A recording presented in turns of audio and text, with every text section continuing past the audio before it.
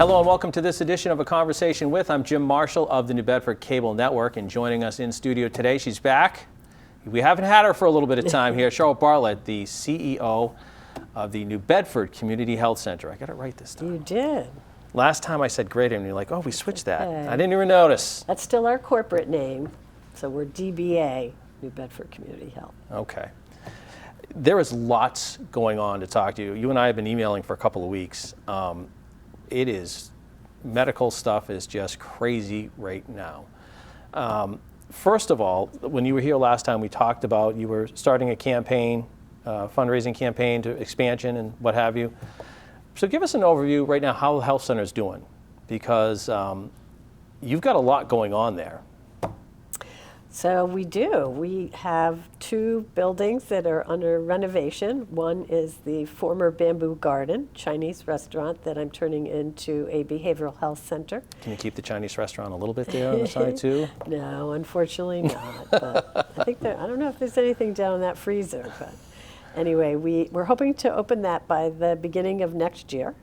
And that will be having mental health counselors, social workers. We have some psychiatric nurse practitioners that can help better manage people's medications who have psychiatric problems. So we're really excited about that. And once we're done with that, we're going to move right into the old Rite Aid, which I'm in the middle of a $5 million campaign to raise the funds to renovate that and turn that into a primary care practice where I take all the smaller pods that are throughout the health center, put them together, have 30 exam rooms, so each provider will have more exam rooms. That means they can see people faster, more efficiently, and we'll be able to hire 2 more primary care providers. It's been amazing to see the physical change of the center in the last 10 years or so. I mean, it's been an amazing transformation for the organization. Yes, I've been there a little over 8, so I will take pride in being able to do that. But a lot of times when you take care of poor and vulnerable people, we give them poor and vulnerable facilities to be served in. And I really want to treat people with dignity and to give them a beautiful place to come where they feel good.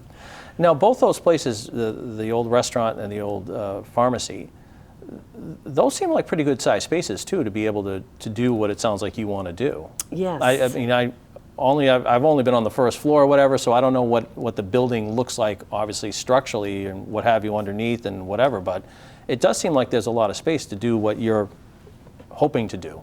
Yes, I will say totally my expansion work will be about 40,000 more feet added to our facility. Calling it a campus now because one of our buildings is across the street, the old charter school. And Rite Aid will have about 14,000 square feet. We're not using, there are 3 floors, but we're not going to use all 3 floors. Yeah, it was an old Woolworths. I don't know if you knew that. I didn't know that, no. And I believe they had the luncheon counter up on the 2nd floor. It looks like that's what might have been up there. But there definitely are some issues that we don't want to get into with asbestos on other floors, so we're going to just kind of block those off and do the main floor. Add 30 exam rooms, again, hire 2 new people, be able to serve 3,000 more people for primary care. That'll open up space in our main building, which I'm hoping to do some more work with our pediatric population, maybe have a teen health clinic, have an obesity weight management clinic, and then I'm hoping to work with South Coast Health and maybe bring in some specialists on certain days of a week so people can get all their care right there.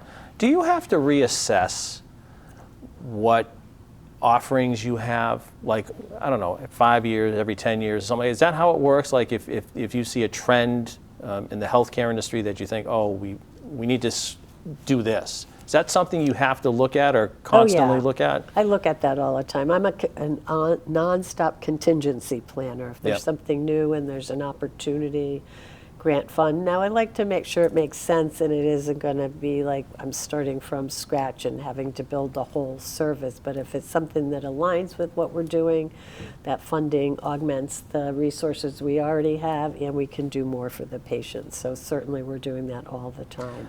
Our health center, are the needs at this health center different from ones in Western Mass or the North Shore or something like that? I mean, is that something that people might not know? What they say in our world is if you've seen one health center, you've seen one health center. Okay. And that we're all different. We're all based on the populations in our community. I would say what's in common with us is that many of our patients that we serve are low income. And there are many health centers that serve large immigrant populations. So one of the things that came out, and you and I were talking about this off camera, but it's interesting to note that with changes in the federal government, could be changes in the healthcare for community health centers nationwide, really. And I know for right now, you guys have done very well up till this point. But what does that do to you, other than keep you up at night, trying to figure out, what are some of the changes that could take place that could affect you? So you're right, I am up at night and worrying because the projection from the bill that the Congress passed is to put significant cuts in for Medicaid, and 89% of my revenue comes from Medicaid.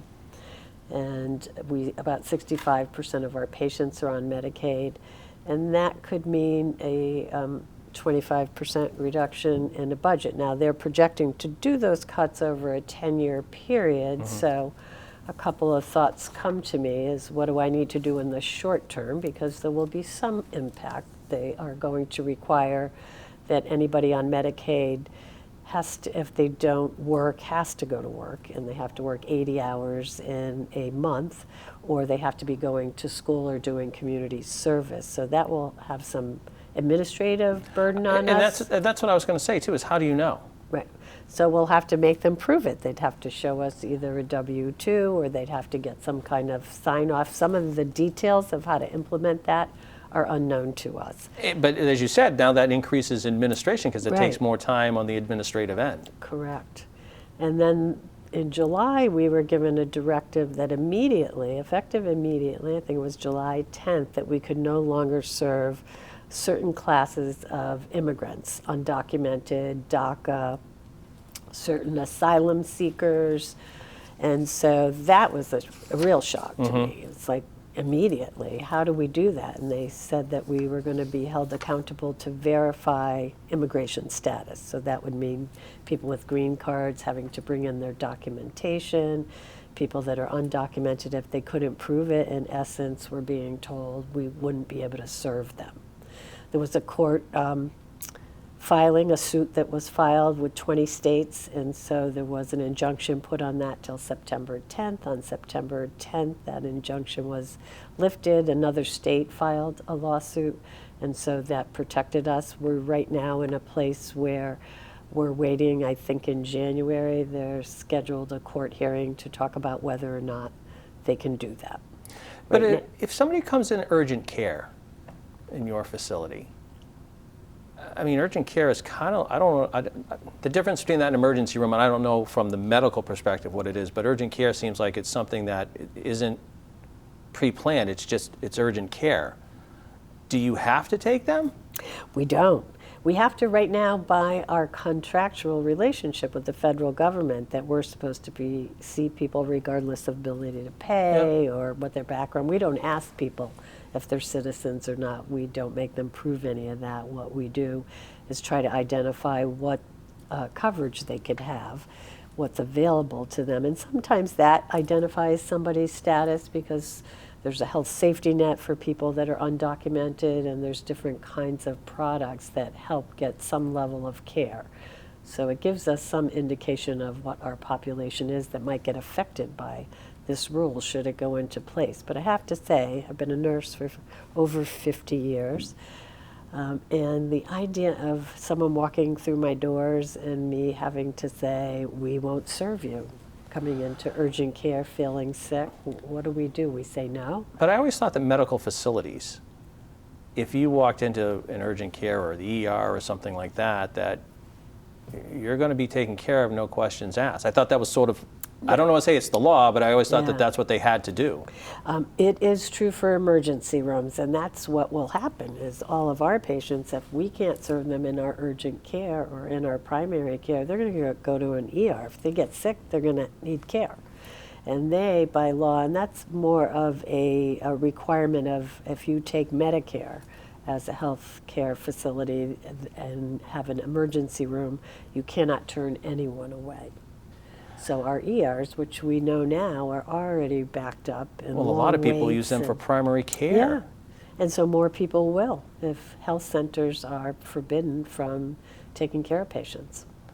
And in a lot of these, are, the community health centers are in areas, the whole point is they're in areas that people need that kind of care and they can't afford it. That's the Correct. whole point. Right.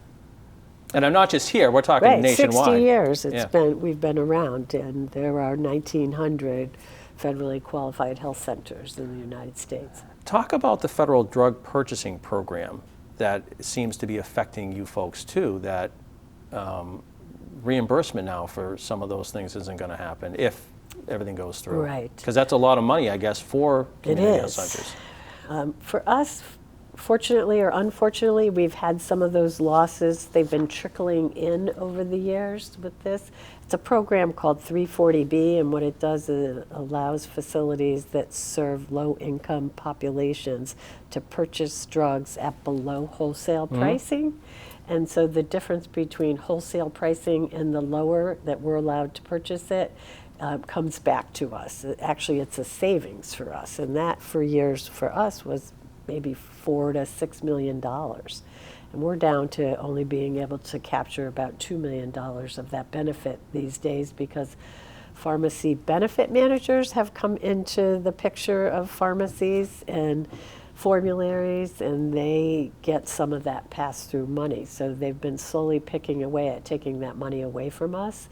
And now what they're suggesting is that they're going to pay us, instead of giving it to us as a savings, they'll ultimately pay that back to us in some kind of a reimbursement. And when we get reimbursed, right now with Medicaid, when we get reimbursed, it can be almost 2 years in arrears of us providing the services, which means I have to pay for everything I need to give you those services, and I don't get that money For 2 years. for 2 years. Very hard to operate Yeah. like that. Is that because of just paperwork, if you will, down at the Medicaid program or what have you? It just seems long. It is a long time. And some of it is the new program. The way we get paid now is for health outcomes versus fee for service. So before, when you came in, I had a visit, I sent a bill, I got paid. Now they have to see, well, how did we do? How did we manage our diabetics? And we have targets to reach. If we have, let's say 70% of our diabetics have to be well managed within these lab results. And so if they're not, so it takes them a year to be able to have all that data to determine what our payments are for health outcomes. So we get a per member per month basic fee to try to keep us sustainable and operational, but the sort of icing on the cake is our quality income that we get. So if we reach those quality targets, we make the money we really need in order to stay alive. It's very complicated. Well, yeah, but it sounds like you're being paid by your performance. Correct. That's But the exactly same what it token, is. the performance is so subjective because you can do, the medical people can do what they can do, but it's up to the person Correct. to do what they're supposed to do as well. Correct. So it incentivizes us to, and I actually don't disagree with this. The payment system, I think, could maybe be done in quarters instead of annually, so we're getting better cash flows. But it makes us engage with our patients more frequently instead of in the old way, you came in, if you didn't come back for 3 years, we didn't call you up to see how you were doing. Now we call people because we're incented to do that. And we'll make money by doing that. And by making money, I can pay people better, bring in the workforce that I need to do this. But it is a big puzzle to try to keep it all together and flowing and sustainable. I don't think people realize too, and you talked about it last time too, but it's good to emphasize how many people you're serving. I mean, even in the last 5 years, the amount of people that you're serving has increased. Yes. We're, I think when I got here, we were in the low 20,000s. Now we are pushing 25,000. and we have about 80,000 visits in a year. So maybe about 1,200 people come through our doors every day. That's a lot of people. Yeah, keeps us busy. Yeah, no, it is, but it just shows. I mean, one of the articles here, 2/3 of the people that the health centers serves are on Medicaid. Correct. So it's, again, you're serving the most vulnerable Yes. and the poorest, so there's no money, No. and there's no other insurance either. It's Medicaid. Right, correct. But we do find, so over the years that I've been here, we've really increased our workforce, which we call community health workers.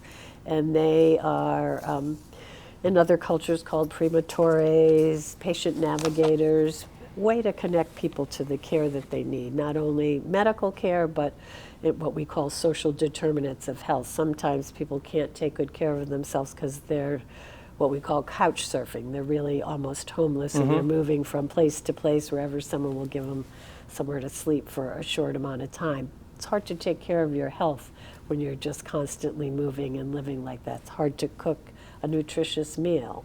And so we help link people to things that will improve their social conditions, which improves their health ultimately. So community health workers are the glue that bring the patients to us, and we hire people that speak the languages and the cultures that we have here in New Bedford. And there's so many. People don't realize that. There was a are. lot. Yeah. Yeah, so they are the trusted face of the health center often, and they go out into the community and make sure people are coming in for their appointments. And I know you touched on it at the start of the show talking about the expansion, but the last time you were here, you were talking about the need for mental health care. Correct. That is growing exponentially too. And I think, you're addressing that with the expansion, but that growth, unfortunately, is for everybody a problem. Oh, it is, yeah. And we're fortunate that we got a grant for about $4 million that helped us develop a model in our pediatric practice, which is, we call it integrated behavioral health. So they're there for a warm handoff. So sometimes somebody's coming in maybe for their annual physical, but something happened in their life and they're very stressed out, they're anxious, they're depressed, they aren't able to really be there for the physical problem.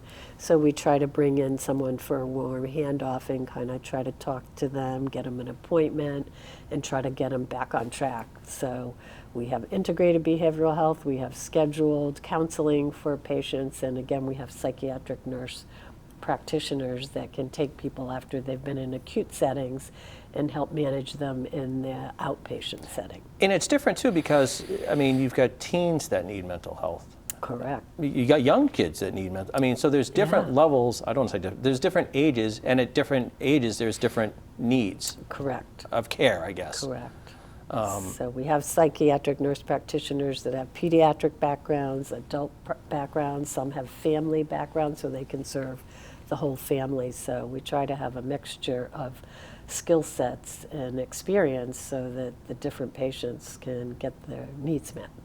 I would assume that there's a weight, in a sense, to see that because, as you talked about, and last time, there is such a growth, unfortunately, in that, and trying to get people in to see someone is probably difficult right now. It is. Yeah. And we are required to get them in within 7 days if they've had an emergency room visit or a hospitalization for mental health, because that's actually one of the most expensive care Really? that we can give people with psychiatric and behavioral health problems. Consume more cost in health care because their mental health can sometimes exacerbate, and also it's hard for them to manage their care as well if their mental health isn't well stabilized. I wanted to chat, and you and I, originally wanted to talk to you about just the science, I guess, of medicine right now. Obviously, there's a lot of talk in the science of medicine. You've got CDC regulations about vaccines and COVID vaccines, flu vaccines, what have you. I know Massachusetts is different than the federal government right now and that things are covered, but can you just sort of address that right now about the science of medicine and from your perspective? Because you've got 50 years of experience in this. I do. I think we're throwing science to the wind here, and we have leaders. Our Secretary of Health, who is sort of well-known anti-vaxxer, has terminated all sorts of people at the Center for Disease Control, let go the Vaccine Advisory Committee that's been in place for years and years. There's a U.S. Preventative Services Task Force that puts in place recommendations for screenings and preventive services, and all of that's been sort of thrown out, and we have new people in there coming up with new ideas. I think what's fortunate here in Massachusetts is we have a very strong public health department. We've always been recognized as one of the best states for public health in the nation, and we have a governor who is standing up to that, and anything that's kind of getting lost at the CDC, we're bringing to Massachusetts and saying those are the regulations we go by. And what's good about sort of state control in this setting is that they can demand what our insurance carriers cover. So the problem with losing the CDC's recommendation for vaccines is as soon as they're not recommended by the CDC, insurance companies won't pay. Mm-hmm. And so by having a state law that says, yes, you do have to pay, these are the vaccines that are recommended now in Massachusetts. So the commissioner has put together his own vaccine advisory committee. They've gathered together some of the Northeast states, so we're trying to look at some regional alignment in doing that. I know New England and New York, I think, are getting California, I believe Oregon and Washington are all creating their own state regulations around this. So hopefully in Massachusetts we'll be okay, but it's scary to watch this go on for a long time. But why, I don't want to play devil's advocate, but I'll throw this out there. Why shouldn't it just be up to parents or adults to get vaccinations or any sort of medical care? Well, because most things that we get vaccines for are considered contagious. So I could be sitting here, as we know with COVID, we had to be 6 feet apart from people, and there was a lot of no coming together, even as families, because we could transmit that through airborne. And so if a disease can be transmitted airborne, and we have all these children in school, they pass it from one another. And sometimes kids don't get sick from some of the diseases that get passed, but they can bring them home to elderly grandparents, anybody with that's immune compromised in their families. So it's about what we call herd immunity. The more we can contain contagious disease, the less there is of it in our country. And polio, let's say polio's an example. Are we gonna, see polio resurge in this country? If you remember, I mean, it was before my time, but people were living in iron lungs because of polio. So for me, it's scary to think these contagious diseases that have been controlled are going to not be controlled. We're seeing outbreaks of measles that we haven't seen for years. And for people that haven't seen what happens when a pregnant woman gets measles and has a significantly disabled child born, it's pretty overwhelming, and it's something we can prevent. We call these preventable diseases. Our life expectancy, two main reasons that our life expectancy has almost doubled over generations is from vaccination and community sanitation, how we handle our food, how we manage our solid waste. Those two things doubled people's life expectancies. And obviously,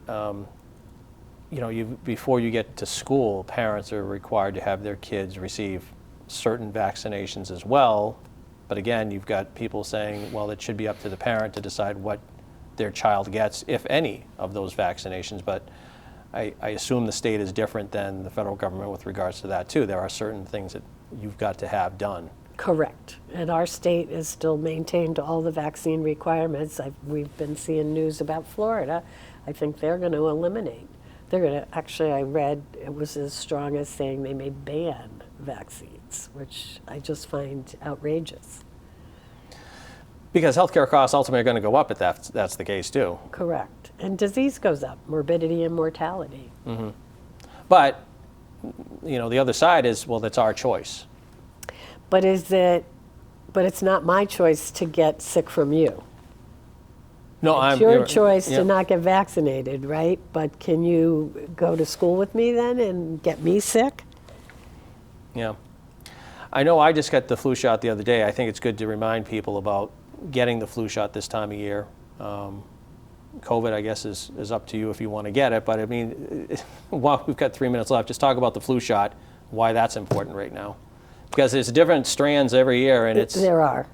And some years they're more virulent, and young people can die from the flu. It's not common, but depending on the strength, and we never know from year to year what particular strain it will be.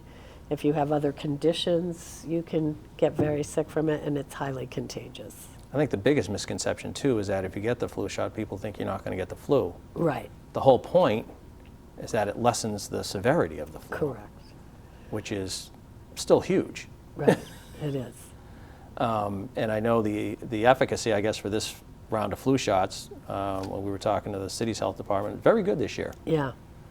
Massachusetts we've had our own variants in the flu vaccine that other states don't always have. So we, I think, are again we're always a little bit ahead of the curve in public health in Massachusetts. Well, lots going on for you. Hopefully we will be at the opening, I guess, of the facility at the start of the year.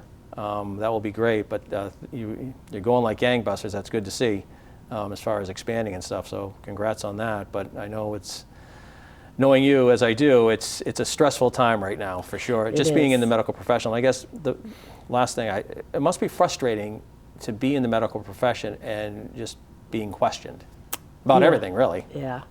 I try to keep my head down and not let a lot of that get to me. I actually tend to not watch the news during these times so that I can just stay focused on what I know is the right thing to do with 50 years experience and a lot of good contacts that can give me advice where I might need some.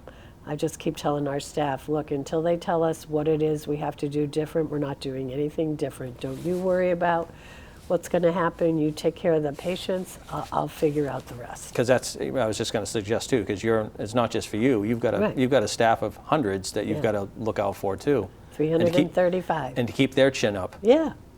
So I try not to bring this. Some CEOs of health centers have been bringing the doom and gloom to their staff, and I can't do that because I couldn't stay up myself if every day I came here with doom and gloom.